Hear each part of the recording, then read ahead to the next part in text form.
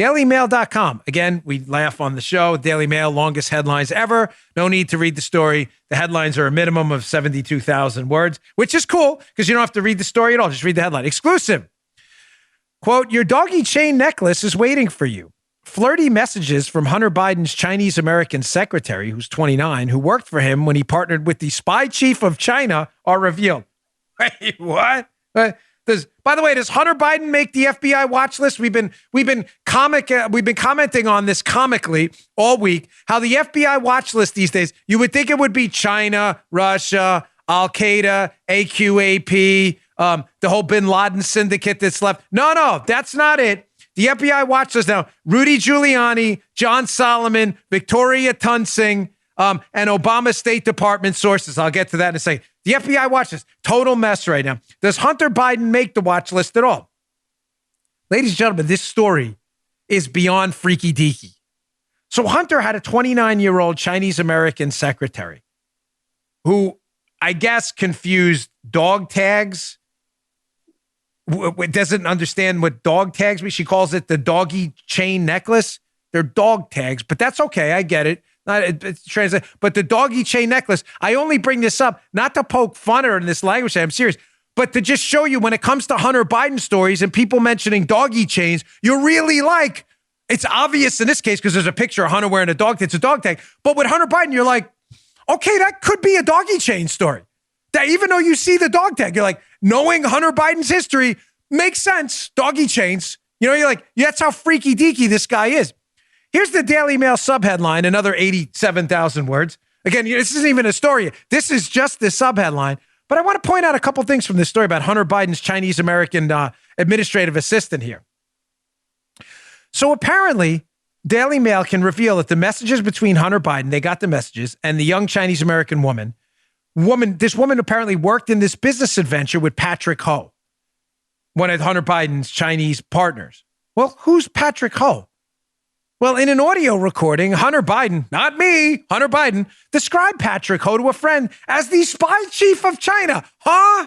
A spy chief of China working with this Chinese American, working with Hunter Biden. You think this would be a big story? No. It goes on. The young secretary, Jacques Bao, if I'm saying your name wrong, forgive me, it's not purposeful, worked for Hunter during his partnership with the Chinese oil giant, a CEFC, in a multi-million-dollar deal.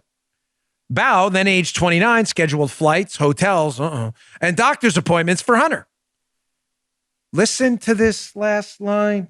You think it's bad enough that they're working together with the spy chief of China, the son of the former vice president, now president? You would think that'd be a big deal. You haven't heard this story. This last one's even more interesting. I'll get to it in a second, why it's critical. Read this, though. So Bao sent him opposition research to help Joe Biden's 2020 election bid, and wrote flirty and personal messages and ended up with his military dog tags. The doggy chain. Which, again, with Hunter Biden, you have to be very careful. So you would think reading that 92,550 word subheadline that the big takeaway would be, wait, time out, folks. The president, current president, former vice president's son, had a Chinese-American secretary who was apparently involved somehow in a deal the vice president's son had with the, quote, spy chief of China. China, nuclear-powered enemy of the United States, world's largest surveillance state, would destroy us tomorrow if they could. The president's son, deal, China, secretary, spy chief of China. You would think that would be the biggest deal, right? It's pretty big. You haven't heard anything about it on the mainstream media. If you heard it on Fox and Friends this morning, it's probably the first time you heard of it.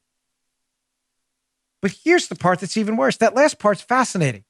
So not only is she somehow involved in this deal that Hunter Biden's cutting with the spy chief of China, his words, not mine, but apparently the Chinese American working on the deal, Ms. Bao here, is feeding Hunter Biden opposition research information that his dad can use for his presidential campaign. I thought that was a really big deal. I thought giving opposition research related to campaigns to foreign enemies of the United States, I thought that was a big deal. Why did I think that? Because you're being sarcastic? No, because the media told us that, right? Here's an NBC News story. NBC News, credible mainstream journalism outlet. I wonder if they covered this whole story about Hunter Biden. Didn't see it. I didn't see it this week, but correct me if I'm wrong. Send it over, NBC. I'll happily play it on the air. So remember, opposition research, giving it and communicating with foreign governments, enemies of the United States about opposition campaign research, a bad idea, right? NBC told us that. Here's an NBC News story. U.S. has new intel that Paul Manafort friend Konstantin Kilimnik gave Trump campaign data to Russia. Wow, man. We covered this story last week and the week before, remember? Breaking news, NBC told us the Russian collusion hoax is real. Trump's former campaign manager, Paul Manafort, was giving polling data, folks. By the way, anyone can pull up online.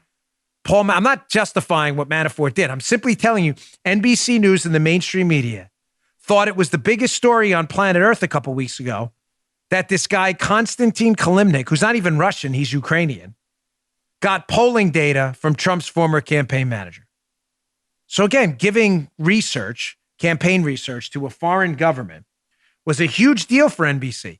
But it's really odd when a Chinese American working on a deal with the spy chief of China is alleged to have passed campaign data hurting Donald Trump and others to Hunter Biden.